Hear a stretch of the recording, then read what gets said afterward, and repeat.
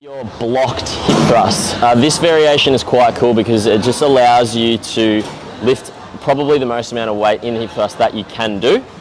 We've set up here with the bench inside the rack, which is actually a pretty firm setup. We want to set up these blocks at a height that when you're down the bottom, that's your end range, and that's how high. We've got them here for 2 blue plates and 110, but play around with your height. You start with them on the blocks, and then Brooke's going to go ahead and do a hip thrust.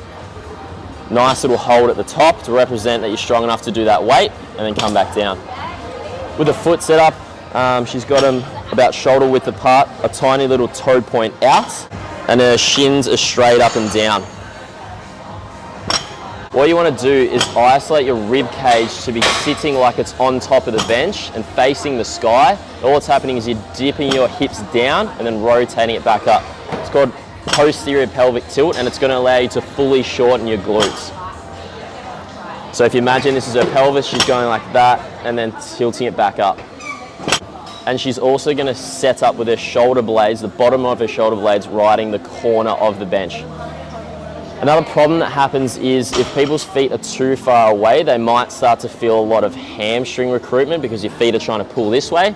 Or if your feet are too close in, you'll get a lot of quad activation because your feet are trying to push out that way. Play around with your foot positioning until you get the best glutes leverage and you're not getting any hamstring or quad activation.